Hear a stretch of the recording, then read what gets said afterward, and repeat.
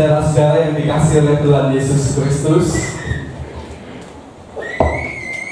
kisah yang ditulis di dalam kitab suci oleh sastrawan seringkali itu dibuat menjadi sebuah cerita supaya lebih hidup, seperti yang dicontohkan di dalam monolog tadi. Itu adalah cerita tentang monolog salah satu penjahat yang disalib bersama-sama dengan Tuhan Yesus. Kalau kita cermati di dalam kitab suci, tidak diceritakan bahwa penjahat itu mangkalnya.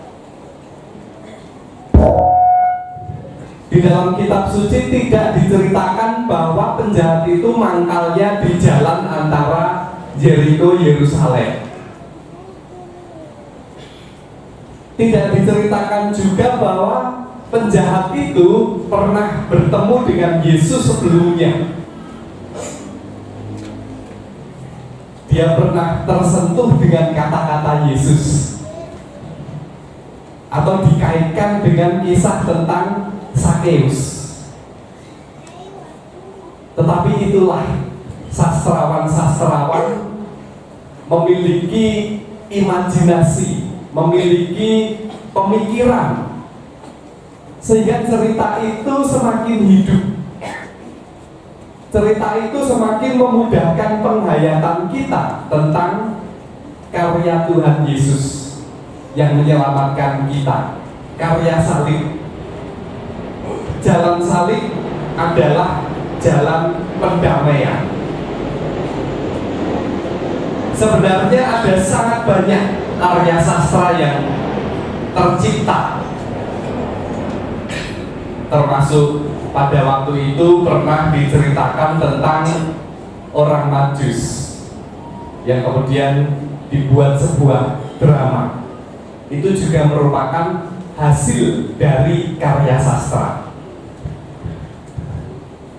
Beberapa waktu yang lalu saya juga menceritakan tentang kisah seorang yang namanya itu adalah Fidus. Ini juga merupakan cerita dongeng di Paido Keneng. Tetapi cerita itu membuat lebih hidup. Nah, kalau cerita kemarin yang saya sampaikan itu adalah Fidus itu adalah seorang yang ingin belajar ilmu memahat dan ilmu untuk membuat properti dari kayu. Lalu dia datang ke Nazaret, tempat di mana orang tua Yesus, yaitu Yusuf, itu tinggal. Karena Yusuf itu terkenal sebagai orang yang ahli, tukang kayu yang ahli, yang sangat terkenal. Nah, Fidus berguru kepada Yusuf, orang tuanya Yesus. Ringkas cerita, dia sudah berbicara, memohon izin, dan Yusuf pun juga tidak keberatan. Selama beberapa saat dia mengikuti kursus di situ, memahat, membuat properti dari kayu, kursi, lemari, dan sebagainya. Nah, ketika dia itu belajar, dia seringkali berbicara dengan Yesus yang waktu itu masih remaja. Walaupun Yesus itu masih remaja, tetapi sangat luar biasa. Kata-katanya santun, anaknya baik, wawasannya luas, kenabiannya sudah terlihat. Visi dia untuk menyelamatkan orang banyak itu sudah terlihat. ketika dia itu remaja.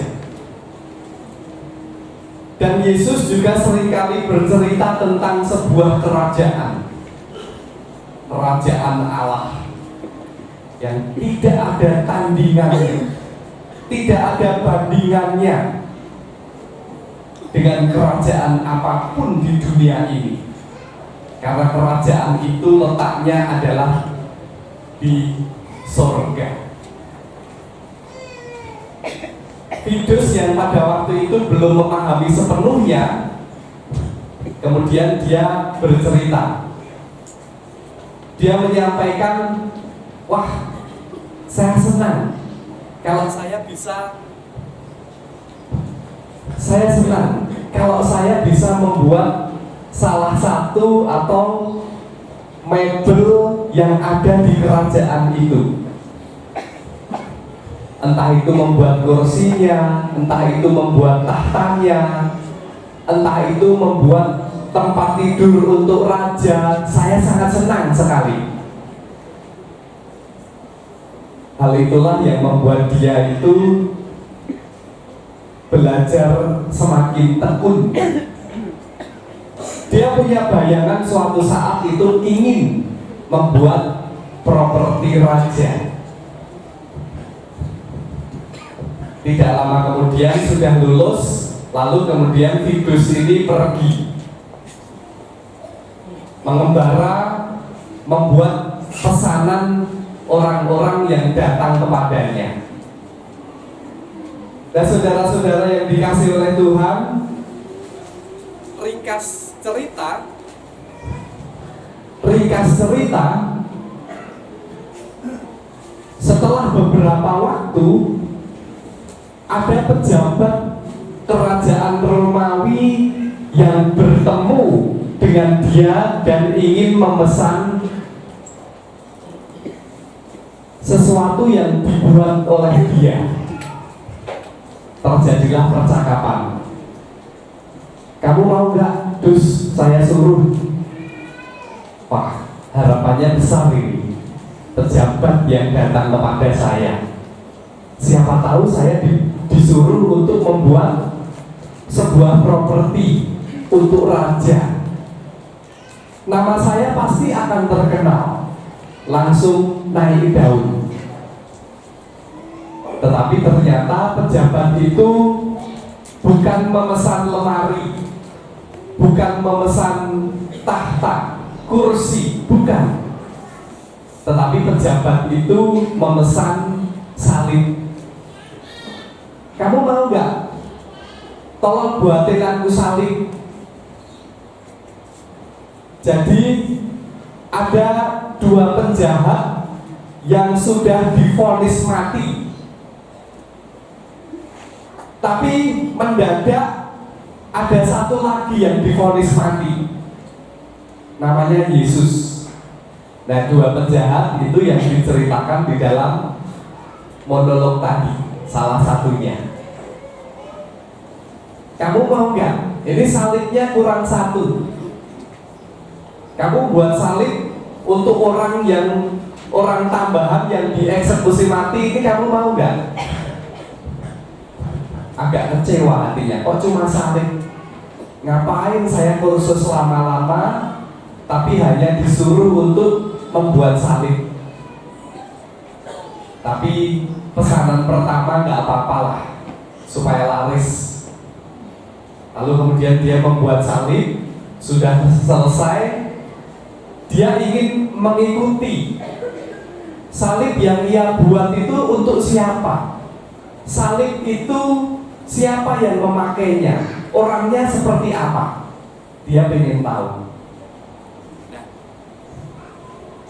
Lalu dia mengikuti peristiwa di Bukit Golgota itu.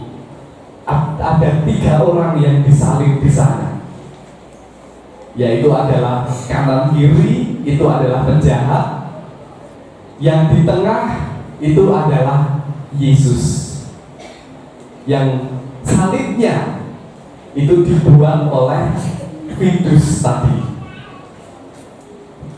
Nah, penjahat yang diceritakan dalam monolog tadi bersama-sama dengan Yesus.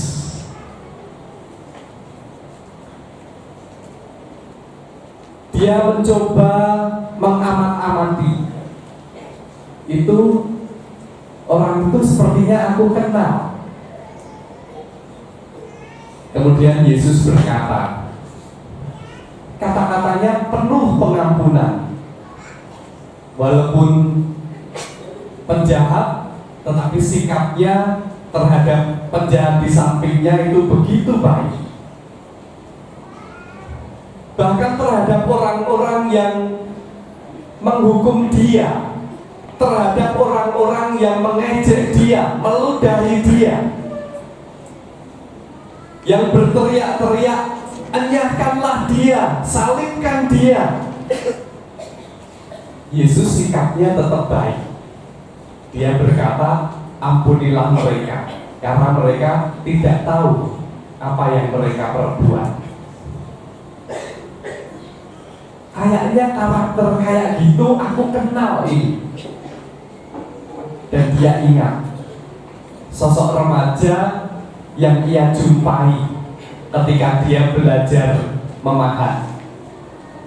Dia adalah Yesus, anak Yusuf, si tukang kayu itu. Dan kemudian di situ juga terjadi peristiwa yang luar biasa. Yesus mengatakan, sudah selesai.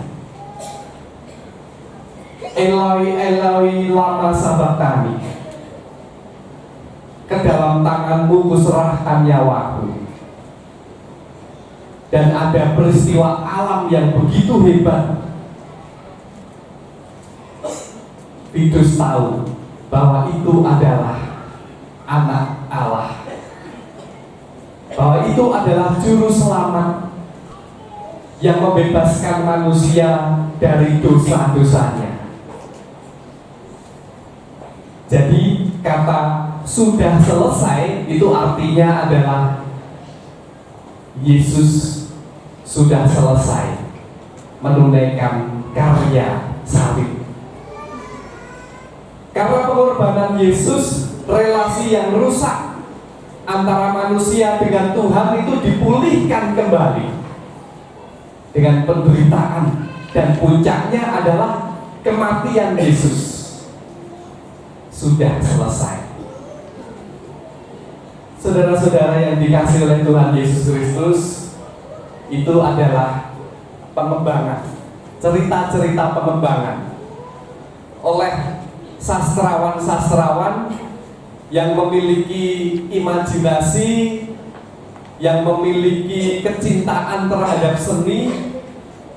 Tetapi kalau kita mengikuti alurnya, itu ternyata sangat membantu pemahaman kita dan kita menjadi tertarik.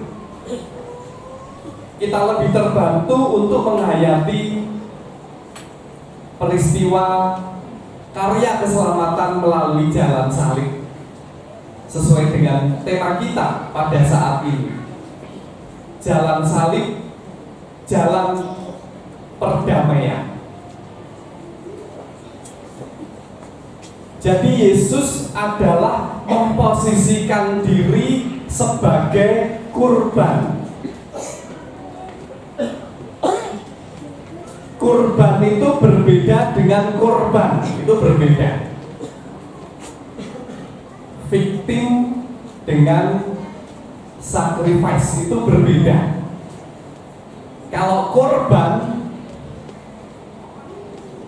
itu yang mengalami belum tentu rela, itu korban. Misalnya adalah kecurangan di dalam pemilu misalnya. Nah, yang sebagai korban tidak terima, protes, tidak rela, itu victim, korban.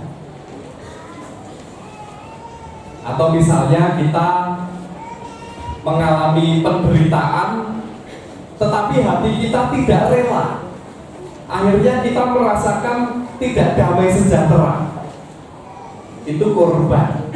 korban bencana alam. Tapi kalau yang dilakukan oleh Tuhan Yesus, itu bukan victim, itu adalah kurban. Jadi Tuhan Yesus berkurban. Artinya bahwa dia memang rela melakukan itu. Dia ikhlas. Dia tahu bahwa dia akan menempuh penderitaan itu. Tetapi Yesus ikhlas. Karena memang jalan salib adalah jalan perdamaian. Yesus tidak peduli bahwa orang kanan kirinya adalah penjahat. Dia sadar betul karena dia sedang berkorban untuk menyelamatkan manusia. Dia tidak peduli bahwa dia dikhianati oleh muridnya sendiri, yaitu adalah Yudas Iskariot. Dia tidak peduli bahwa orang-orang yang tadinya itu berteriak-teriak Hosana, Hosana, diberkatilah dia yang datang di dalam nama Tuhan. Tapi kemudian orang-orang berteriak berbalik 180 derajat menjadi enyahkanlah dia, salibkan dia. Dia tidak peduli. Karena Tuhan Yesus sadar betul bahwa dia sedang berkorban. Jalan salib adalah satu-satunya jalan pendamaian yang memulihkan relasi antara manusia dengan Tuhan. Tidak ada jalan lain. Tuhan Yesus berfirman, "Akulah jalan, kebenaran, dan hidup." Akulah jalan, bukan hanya penunjuk jalan. Yesus tidak mengatakan akulah penunjuk jalan, bukan. Tetapi Yesus mengatakan akulah jalan. Saudara-saudara yang dikasihi oleh Tuhan Yesus Kristus, pada saat ini kita bersama-sama di dalam ibadah Jumat Agung semakin sadar sudah selesai. Karya pendamaian Allah sudah tergenapi melalui penderitaan dan kematian Tuhan Yesus. Dan oleh karena itulah Yesus akan menang dari kuasa maut di dalam peristiwa kebangkitan Tuhan Yesus. Bersukacitalah kita karena kita diselamatkan oleh Tuhan Yesus Kristus. Amin.